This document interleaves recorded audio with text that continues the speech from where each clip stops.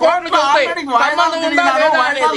3780 వాయిదాలు కొట్టిన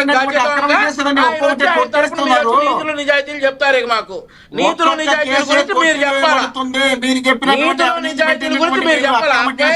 కానీ కోర్టుకి వెళ్ళేది లేదు, ఏమి లేదు. వాటి గురించి మీరు మాట్లాడారా? వినాలి. మేము దౌర్భాగ్యం కాకపోతే ఈ రోజు న్యాయ వ్యవస్థను సైతం సవాల్ చేస్తున్నటువంటి దొంగ చెప్పేటటువంటి మాటలు మేము నమ్మాల్సి వస్తుంది, వినాల్సి వస్తుంది రాష్ట్ర ప్రజలు.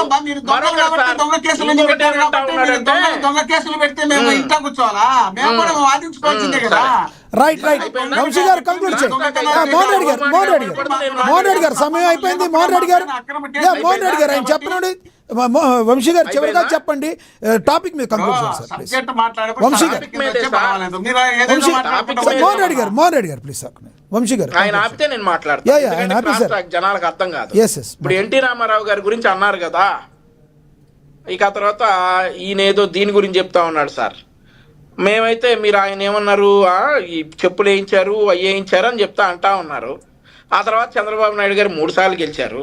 మరి షర్మిల గారి చీర మీద కూడా ఏడ్చారు కదా, కుటుంబ సభ్యుల చీర మీద కూడా ఏడ్చారు కదా, చెల్లెల్ని పాన్ స్టార్ తో కంపేర్ చేస్తున్నాడు కదా. ఎన్టీ రామారావు గారితో చంద్రబాబు నాయుడు గారిని కంపేర్ చేసినప్పుడు రాజశేఖర్ రెడ్డికి జగన్మోహన్ రెడ్డి చేసింది ఏంటో కూడా చెప్పాలి కదా, మీరు వినాలి కదా. చెల్లెల్ని పాన్ స్టార్ తో కంపేర్ చేస్తే నవ్వినటువంటి ఏకైక వ్యక్తి అన్నయ్య జగన్మోహన్ రెడ్డి. ఇక ఆయన గురించి మాట్లాడాలి, ఇంకా చాలా ఉన్నాయి.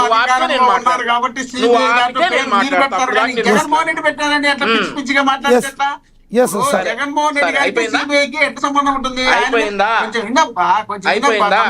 మోహన్ రెడ్డి గారి మీద సిబిఐ కేసు ఉంటే జగన్మోహన్ రెడ్డి గారు సిబిఐ కేసులో వాళ్ళ ఫాదర్ని పెట్టారంటే ఇది ఏమన్నా నమ్మదగ్గ మాటలా? మీరు పెడతారు, మీరు పెట్టి జగన్మోహన్ రెడ్డి గారి మీద డైవర్ట్ చేశారు.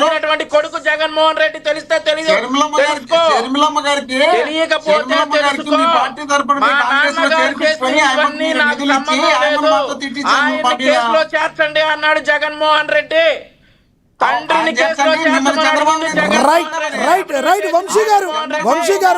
వంశీ గారు ఒక్కసారి చెప్పండి. మోహన్ రెడ్డి గారు ఆగండి.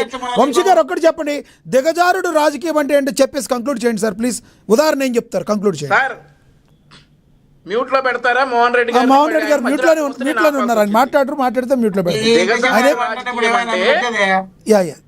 చెప్పండి సార్. దిగజారుడు రాజకీయం అంటే మళ్ళీ చెప్తా ఉన్నాం, ఎదుటివారి కుటుంబ సభ్యుల్ని వేధించటం, రాజకీయాలకు సంబంధం లేని వాళ్ళని ఫోటోలు మార్పులు చేయటం, అట్లాంటి వాళ్ళని ఎంకరేజ్ చేయటం, లాంటి వాడిని మీకు ఇస్తా. మోహన్ రెడ్డి గారు ఆగండి, ఇస్తాను ఆగండి, ఆయన మాట్లాడినా. వర్రా రవీంద్రారెడ్డి లాంటి వాడిని ఎంకరేజ్ చేయటం, ఆ తర్వాత చెల్లెలు పసుపు చీర కట్టుకుంటే కూడా ఏడవటాన్ని రాజకీయాల్లో దిగజారుడు రాజకీయం అంటారు.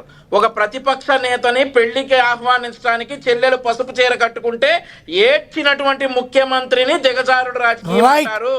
ఆ తర్వాత చెల్లెల్ని పాన్ స్టార్ తో కంపేర్ చేస్తా ఉంటే కనీసం ఖండించకుండా ముసి నవ్వులు నవ్విన జగన్మోహన్ రెడ్డిని దిగజారుడు రాజకీయం అంటారు. ఆ తర్వాత బాబాయి హత్య కేసులో పాత్ర ఉంది అని తెలిసిన వ్యక్తిని వెంట పెట్టుకుని తిరిగినటువంటి జగన్మోహన్ రెడ్డిని దిగజారుడు రాజకీయం అంటారు.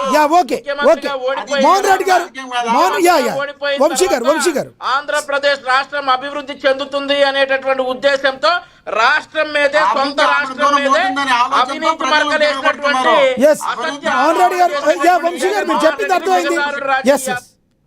వంశీ గారు మీరు చెప్పింది గ్రాఫిక్ లో చూపిస్తున్నారు. బాధతోనే కదా జనం తిరగబడుతుండేది. గ్రాఫిక్లు అయితే వచ్చి దూకండి, అమరావతి బిల్డింగ్స్ మీద వచ్చి దూకండి, రా ఎప్పుడు దూకుతారా? గ్రాఫిక్స్ అయితే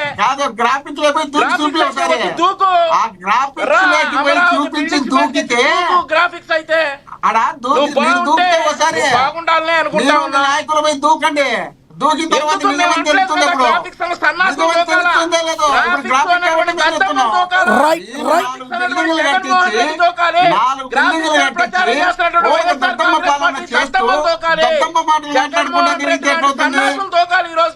రైట్. వంశీ గారు, మోహన్ రెడ్డి గారు, వంశీ గారు, మోహన్ రెడ్డి గారు, మీ ఇద్దరు అభిప్రాయం అర్థమైంది.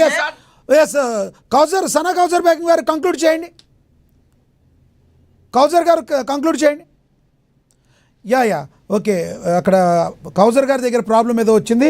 ధన్యవాదాలండి కౌసర్ బేగం గారు, మీ యొక్క అభిప్రాయాన్ని తెలియజేసినందుకు ధన్యవాదాలండి. బండారు వంశీకృష్ణ గారు ధన్యవాదాలండి. మోహన్ రెడ్డి గారు మీ యొక్క అభిప్రాయాన్ని తెలియజేసినందుకు. ఏదైనప్పటికీ కూడా ప్రకాష్ రాజ్ దిగజారుడు రాజకీయం మాటలు ప్రస్తుతం హాట్ టాపిక్గా మారాయి.